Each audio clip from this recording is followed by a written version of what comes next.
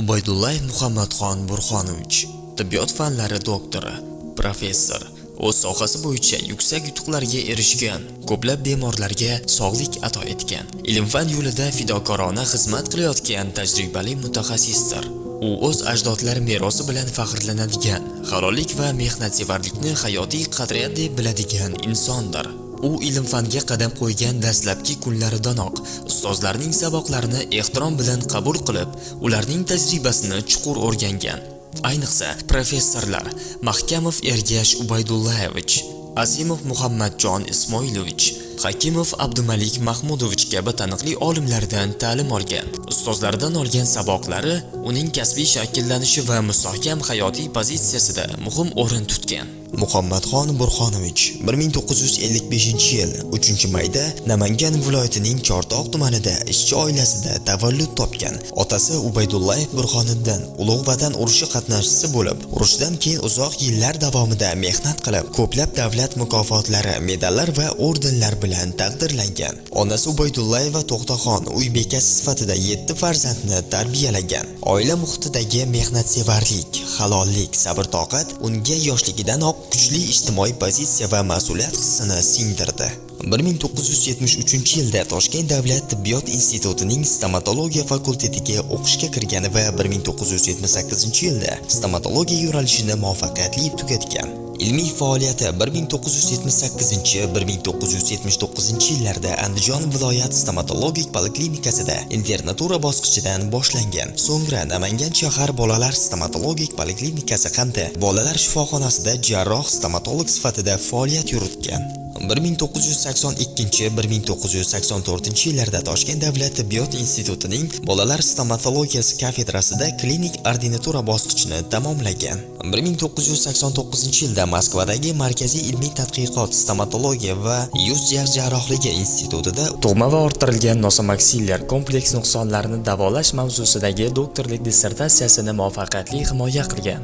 1989-yildan boshlab Toshkent davlat tibbiyot institutida, keyinchalik 2-Toshkent tibbiyot institutida yuz jarrohligi va stomatologiya kursi mudiri sifatida faoliyat yuritgan. 2001-yilda doktorlik dissertatsiyasini himoya qilgan. Tug'ma va orttirilgan nosomaksillar kompleks nuqsonlarini davolash mavzusiga bag'ishlangan bo'lib, ushbu yo'nalishda ilmiy amaliy asos yaratgan.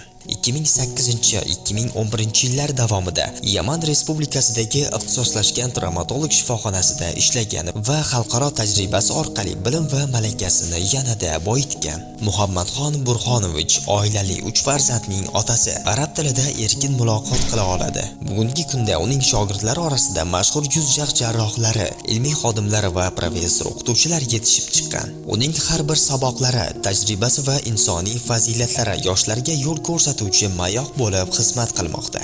U ilm-fan va amaliyot uyg'unligini ustuvor deb bilgan holda doimo shogirdlarni mustaqil fikrlashga, amaliyotda yangilik yaratishga va bemorlarga samimiy yondashishga o'rgatgan. Toshkent tibbiyot akademiyasi rektori vazifasini vaqtinchalik bajaruvchisi Boymurodov Shuhrat Abdujalilовich ham Ubaydullayev Muhammadxon Burxonovichning bilimli va yetuk shogirdlaridan biridir. Ularning mustahkam ustoz-shogirdlik rishtalari sog'liqni saqlash sohasidagi yutuqlar zanjirini davom ettirmoqda. Toshkent tibbiyot akademiyasi va Rossiyaning Boshqir davlat tibbiyot universiteti o'rtasida tibbiy ta'lim hamda tibbiyot fanlari bo'yicha hamkorlik bitimi imzolangan. Bitim doirasida ilmiy loyihalar, akademik almashinuvlar, grant dasturlari yo'lga qo'yilgan. Toshkent tibbiyot akademiyasi delegatsiyasining rasmiy tashrifi doirasida rektor vazifasini vaqtinchalik bajaruvchisi Boymurodov Shuhrat Abdujalilовich, Boshqir davlat tibbiyot universiteti rektori, Rossiya fanlar akademiyasi akademigi, professor Valentin Pavlovga faxriy professorlik diplomi va milliy ramziy sovg'alarni topshirgan.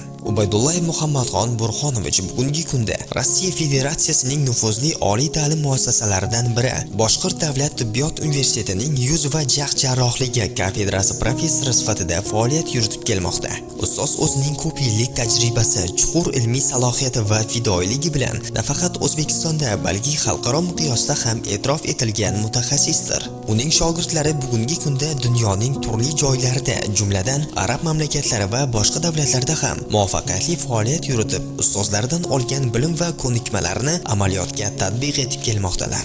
Muhammadxon Burxonovich ilm-fan yo'lida to'xtovsiz izlanishda davom etmoqda. Hozirda ham yosh mutaxassislar bo'lajak shifokorlar uchun bilim va tajribasini ayamasdan saboq berib kelmoqda.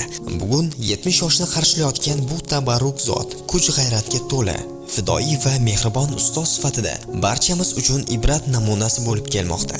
Biz kelajakda ham Ubaydulloh Muhammadxon Burxonovichni sog'-salomat, navqiron va shijoatli holatda yosh avlodga yo'l ko'rsatib borayotgan mehrli ustoz sifatida ko'rishni istaymiz. Hurmatli ustoz, sizga mustahkam sog'lik, uzoq umr, oilaviy baxt va ilmiy faoliyatingizda ulkan zafarlar tilaymiz.